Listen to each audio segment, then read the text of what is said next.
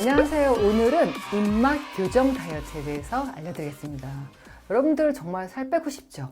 근데 우리가 이 식욕 조절이 안 된다고 하는데 사실 식욕이라는 것은 입맛서부터 나오잖아요. 그래서 원장님 저 입맛 좀 없애주세요. 저 입맛이 너무 생겼어요. 그러는데 우리가 입맛이라는 것은 생각보다 주관적인 거예요. 그리고 입맛은 우리가 먹는 음식이라기보다 그 안에 있는 성분들이 녹아서 이 안에 혀에 미래에 반응하면서 생기는 건데요. 우리가 미각하면은 여러분도 알고 있죠. 짠맛, 단맛, 신맛, 그 다음에 쓴맛, 하나는 감칠맛이에요. 와우. 매운맛은 우리가 미각이라고 안 하고 이 통각이 관련돼 있어서 우리가 여기에 빠져 있다고 하는 건데요. 그래서 오늘은 제일 비만의 적이 되는 짠맛과 단맛은 줄이고 감칠맛은 올려서 미각 교정 다이어트가 되는 방법을 알려드리겠습니다. 네, 첫 번째로 짠맛에 대해서 알려드리는데, 짠맛 하면은 뭐 여러분도 잘 알고 있죠. 우리가 나트륨, 그런데 이 나트륨 중독이 생각보다 우리나라 사람들이 10명에 8명이라는 거예요. 와우. 의외로 우리가 모르는데 이렇게 나트륨이 많이 들어있는데요. 우리가 짜게 먹으면 얼굴이 붓죠. 칼로리는 없지만 물을 잡아당기기 때문에 체중이 늘어날 수밖에 없고, 그러고 나서 그 다음에 다시 순수하게 먹으면 되는데 이 짠맛도 중독이 되잖아요. 그러다 보니까 체중이 계속 늘어서 그 체중이 내 안에 뇌에서 셋포인트로 굳어버리면 계속 짜게 먹다 보면은 나도 모르는 사이에 칼로리의 문제가 아니라 비만이 되고 있다는 거죠.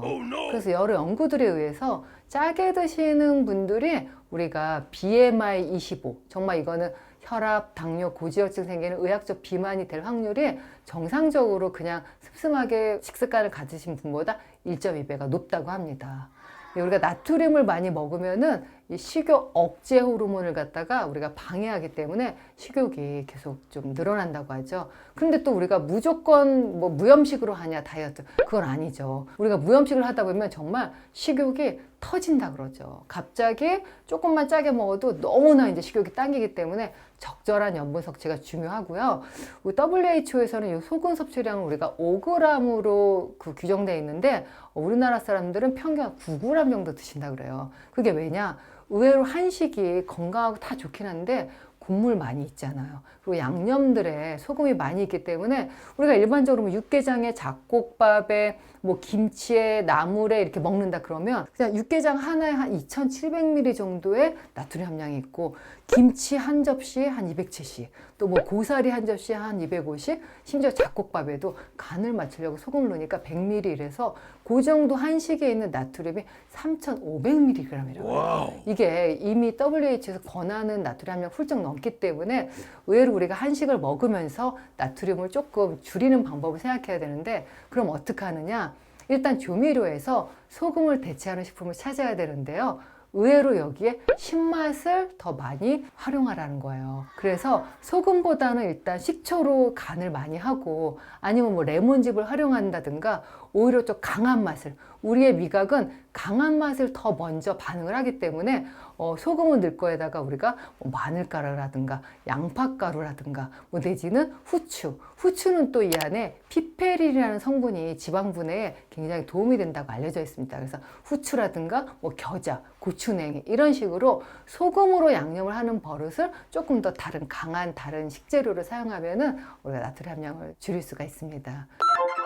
이 외에도 조심해야 될 게 온도하고도 또 이 짠맛이 굉장히 밀접한 관계가 있어서 국 만드시면서 우리가 간 보잖아요. 뜨거울 때 간 보시지 말라는 거예요. 오히려 음식을 다 만들고 좀 식었을 때 간을 보고 그래야지 우리가 덜 짜게 먹을 수 있는데, 가능하면 음식을 할 때는 국이라든가 나물은 완벽하게 다 간을 맞추는 게 아니라 슴슴하게 하고 마지막에 조금 더 간을 하는 게 좋을 것 같습니다.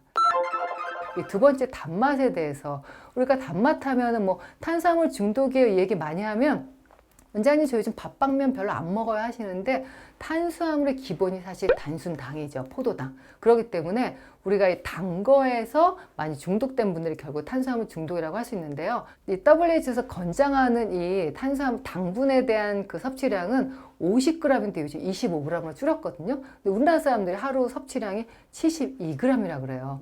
그게 이제 그냥 그람으로 좀 어려우니까 각설탕으로 말하면 각설탕 17개가 WHO 권장하는 기준인데 콜라에 각설탕이 9개가 있는데 우리가 아침에 그냥 오렌지 주스를 식사 대용으로 먹는다. 오렌지 주스에 각설탕이 8개가 있어요.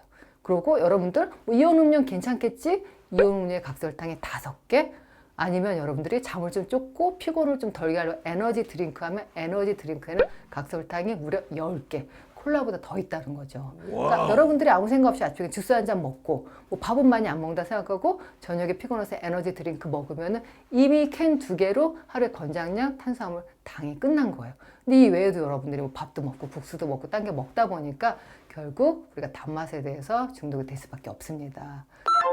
그럼 이 단맛 중독은 또 어떻게 하냐? 의외로 이 새콤한 것들을 먹으면은 이 단맛에 대한 좀 갈증이 덜한다 그래요. 그래서 제가 이전에도 많이 말씀드렸지만 레몬수 있죠. 물을 먹을 때도 좀 레몬을 넣어서 좀 새콤하게 드시는 것도 괜찮고 또 요즘 이제 매실 많이 나오는 그 계절인데 매실청을 하시면서 우리가 음식할 때 매실청 같이 새콤한 것들을 좀 음식에 같이 겸하거나 이 안에 매실은 특히 좋은 게 그 안에 구연산이 몸 안에 있는 미토콘드리아에 젖산이 쌓이는 걸 좀 막아주고 미토콘드리아를 활성화시키기 때문에 또한 또 다이어트에 도움이 됩니다. 그래서 식초나 새콤 맛을 잘 활용하고 또 이런 매실 같은 걸 갖다가 잘 활용하면은 이런 단맛 중독에서 좀 벗어날 수가 있습니다.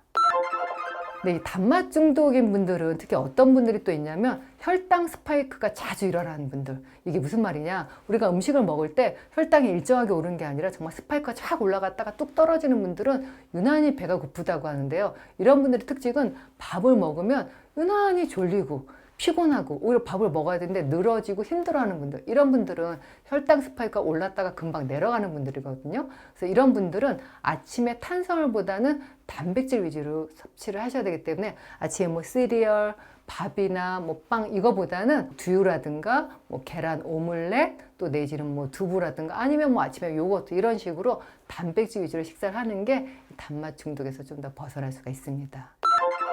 지금까지 짠맛과 단맛은 비만을 더 악화시키기 때문에 낮춰야 된다고 말씀을 드렸고 마지막에 감칠맛은 오히려 우리가 더 많이 활용하면서 증가시켜야 되는데 감칠맛 하면 여러분들 어떠세요?